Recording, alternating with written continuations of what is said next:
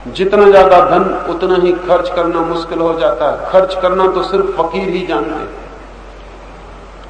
मुल्ला नसरुद्दीन ने अपने गांव में कभी किसी आदमी को चाय भी नहीं पिलाई थी। मरते समय तक बहुत पैसा उसके पास इकट्ठा हो गया, लेकिन एक दिन गांव में खबर उड़ गई कि मुल्ला नसरुद्दीन पूरे नगर को भोज दे रहा है। किसी ने भरोसा नहीं किया। लोगों ने सुना, हंसे और टाल दिया। एक अजनबी आदमी गांव में आया हुआ था। वो बड़ा हैरान हुआ कि जब गांव में इतने जोर की अफवाह है, फिर भी कोई आदमी मानता क्यों नहीं। उसने सोचा कि हर्ज क्या है, चल के मैं नसरुद्दीन से ही पूछ लूं।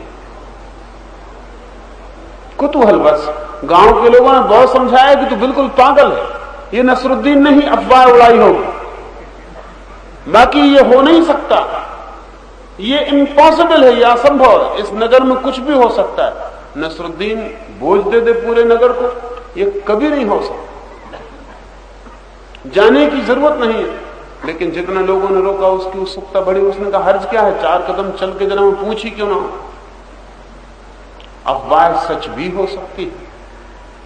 वो आदमी गया। नसरुद्दीन तो भीतर बैठा था अपने बैठक में, बाहर नौकर उसका महमूद था।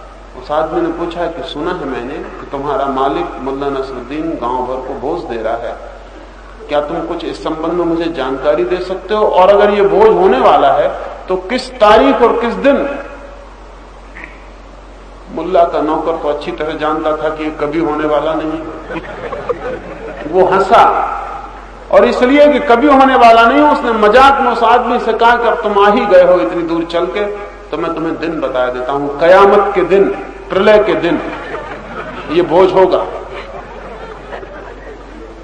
वो आदमी तो चला गया। मुल्ला अंदर से आया और कहा कि नालायक, अभी से दिन तय करने की क्या जरूरत है।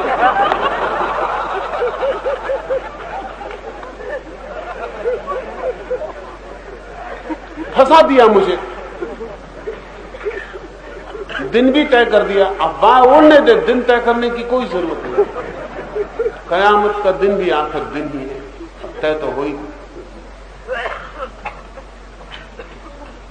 पहरे देते हैं लोग, अपने धन पर पहरा देते हैं, अपने यश पर पहरा देते हैं और मर जाते हैं, और उनका धन और उनका यश उन पर हंसता हुआ यहीं पड़ा रह जाता है।